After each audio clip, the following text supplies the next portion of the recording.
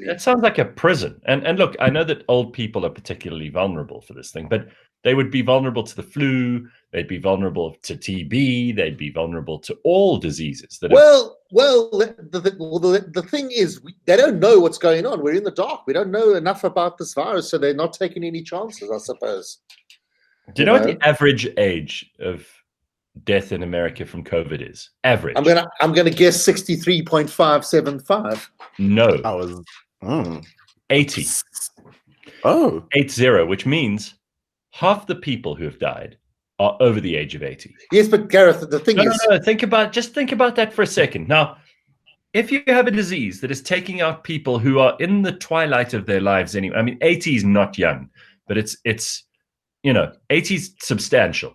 You've been around the block. Yeah. And if that's the average age of the deaths, that means half of the people who died of coronavirus are over the age of 80. But the thing is, Gareth, you're falling into this thing again where you're just looking at numbers, right? One day you take into consideration your feelings. You're going to take feelings into consideration. No, you don't. That's exactly why people are so stupid these days. Gareth, one day you're going to be 80 and you're going to think, whoa, what am I doing? What's my next project? Hey? And if somebody turns around, one of your nieces or nephews or one of your children, whatever, and says, "No, you know what, Uncle Gareth, you've had a good life. Cheers." You will throw your toys. Hold on. You'll be very angry. Cuomo. Hold on. No one except Andrew Cuomo, the governor of New York, who actually forced old people out into the world and then back into their nursing homes, which is exactly what he did, which is why New York still has, I think it's the second or the third highest rate of deaths in the whole of the United States. Well, it's also densely populated, man. No, this has got to do with old people. I promise you. Go and look again. You say don't look at the numbers. I think the only thing you should look at in a situation like this is the numbers. No, I didn't say don't only look at the. I said don't only look at the numbers. You didn't say don't look at the numbers. Also use a bit of EQ, a bit of human compassion. You do that. I know I'm using very foreign words. But it sounds convincing, Game On. You use those stupid ideas. Numbers tell me a whole lot more. And your feelings, please. Anyway, the fact is, aside from Andrew Cuomo, who willingly sent old people back into nursing homes once they'd been exposed to COVID, which is precisely what happened, and not just according to the numbers, there is ample evidence to show that is what happened in the state of New York. You know, the guy who's been giving these rock star press conferences and who was, I'm well aware of him. Who was positioning himself as like the hero of New York. Yeah, and him and his brother on CNN think that they're Albert and Costello or whatever, Laurel and Hardy. Now, apart from him, nobody's going around threatening old people with COVID. Gareth, can I bring this back to like normal feelings and stuff? Look at how many people you've read about or know about that have died that would never have died otherwise. There's that famous professor of cardiology, Dr. Pepe or Professor Pepe, who just passed away. There's a lot. I didn't know that person. Who the fuck is that? Yes, but he was a very well. I didn't know him. Well, I didn't know him either. But is it a him or a her? I don't even know if it's a him or a her. But that's not the point. Name the people you know who've died of COVID. Come on, Gareth. There are people that have died. I do not know anyone. I personally don't know any. I'm not saying they aren't dying, of course, and I'm not saying it's not tragic. But I personally, sorry, I don't know anyone who's died of COVID. I just don't. I'm going to lie to you. Do you think that would change your outlook if you did? I don't think so. Because every now and again, there are news stories of people that have died of COVID that would not have died if they didn't get COVID. That's all. And they were 40 years old, 50 years old, etc. And every day there's stories about people who get shot in Chicago that I don't know. And every day there are stories about farm murders, and every day there are stories about people who get killed in the townships. Don't pretend suddenly that this is a bigger deal than any of those things. It isn't. And it would be vicious and cruel of anyone to say this human life is more tragic. What you just said is disinformation, which is far more vicious and cruel than all the things that you just said. How so, Damon? Gareth, Tell me how. You can't just make shit up. I didn't make shit up. Gareth, you just compared gun violence. Let me tell you something. To COVID-19. But that's exactly my point, Damon, is that people are dying all the time. Now, I don't want to be cavalier about this because I realize that every death is someone's family, right? Someone's father, mother, uncle, aunt, sister, brother, whatever it is. So I'm not making light of this, but people die. And I'm sorry, but the number of people who die, I think it's like 127 in this country of TB every day, somewhere around that. Now, even if that number's half, let's say it's 60. Okay, let's say 60 people a day die of TB. That's more than the number of people who've died in South Africa on any one day from COVID. And we're not making a fuss of that. And that it's still a death. Now, we didn't have COVID a year ago, so this is a new way for people to die. But people are dying in different ways and have been. And this is what happens. You talk about how, I mean, we were going on yesterday because I was very upset about Bob Mabena's death, and that was a heart attack. And, this year we've lost a lot of famous people, a lot of people who we do know or who we know of. And that's just as tragic. But it seems like this gets a special category. I had Elna McIntosh on my show the other day, on the TV show.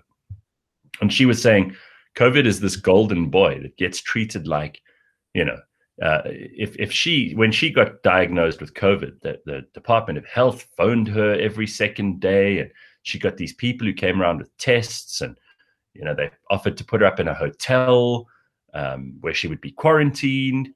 Now that doesn't happen to people who just get TB, or people who used to get the flu, or people who in this country have AIDS. It doesn't happen to them. They don't get treated specially, but you get treated specially if you have COVID, and you get written up into the government statistics. And it's been treated very differently. And I'm telling you, it's just another disease like all the others. Doesn't deserve special treatment. And I don't know anyone who's died in my personal circle. It may still happen. I hope it doesn't, obviously. And we must take it seriously, which is why I'm doing the show from home this morning. And we have been for 5 months. But don't tell me it's that special. Well, you've just admitted that it's special. You're doing your show from your house. So it is special. Damon, we were told that it was illegal to break lockdown rules. I didn't do this because I thought it was a great idea. And oh yes, I'm excited to do it at home. I'm trying to make the best of a bad situation here. I have to wear a mask every time I go out. So do you. That's not because you want to. But so then, Gareth, so all the scientists and the people that have studied epidemiology for 8, 10, 12 years, they're all a bunch of idiots. There's such disagreement between all of them. And yes, you know why they're idiots? Because they're not epidemiologists who specialize in COVID. You know why? Because it's a brand new disease. They know as much as each other, which means that they don't know a lot. Because as you said at the start of this conversation, not a lot of people have discovered a lot about this disease in the 5 months that it's been around, 6 months. Yeah, but that's the truth. There's no medical paper. No one has written a doctoral You're not qualified. thesis I'm on sorry, COVID. Gareth. You can't be an expert on everything. You're not qualified to make all these statements. You're not qualified. I read as much as anybody who says they are at the moment. No, it's one thing to read. I'm as interested, Damon, as any other doctor. No, Gareth, there's a huge difference between being a thorough reader like you are, than actually studying and doing exams and qualifying as an epidemiologist or a doctor. Absolutely. You don't. I'm sorry to say this, Gareth. You don't know what you're talking about. I probably don't. I've studied epidemiology at least. Okay, show me which person really does and who you trust. The point is that we can talk about them, because obviously I'm not a doctor. There are basic principles in epidemiology, what they refer to as airborne diseases, where it's where you sneeze or you cough and your saliva or your mucus goes in the air. That is a basic thing that has been around for many decades. The principles of transmission of airborne diseases, and that's what the doctors and the experts are going on at the moment. And it's as simple as that. When I said to you that we still have to learn more about COVID, I wasn't talking about transmission, although transmission could come into it slightly. It's all about the actual pathology and how the disease behaves. So you can have You can have no symptoms. You can have no symptoms and then just suddenly die of a pulmonary embolism, a lung clot, and it could have been COVID, for example. You could just have terrible diarrhea, and that's all, and nothing else. I don't like this argument from authority that you're making here, because it sounds to me like you're just assuming that there are experts who've done an incredible amount of research on this. There aren't. There just aren't, because we haven't had enough time. No, but you yourself admitted we don't know enough about this. But then, exactly. So you can't make these dogmatic statements that COVID is just another disease. That's ridiculous. It is. I mean, by definition, it's another disease. No, it's not a normal disease. It's something. Okay. It's something that's unique. It's something unique. Yeah. It's more virulent. It's more contagious. It's more contagious. It's more virulent. The symptoms are more aggressive than other things. Same death rate as the flu. Nonsense. That's not true, Gareth.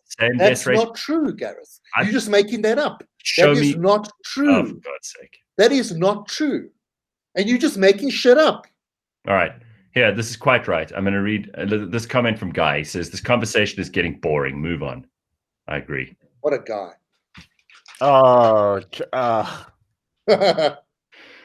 Carol says, Damon, we are all COVID experts. Admit no one knows this virus. What's Bill Gates' claim to be an expert? He's not an epidemiologist either. He's on the news every day talking about it.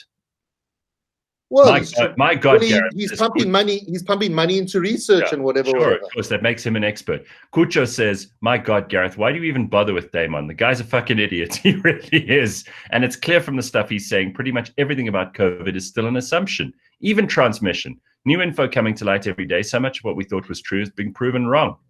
Well, exactly. I think Damon should start his day with a bubble bath and lemon squished water as well. You know that I can't. Having a cold geyser is clearly affecting him. I can't fit into my bath, if the truth be told. What? You can't I cannot fit into my bath. Are you being for real? It's too narrow. It's not a good bath. Fatima says, please invite Damon once every 5 years.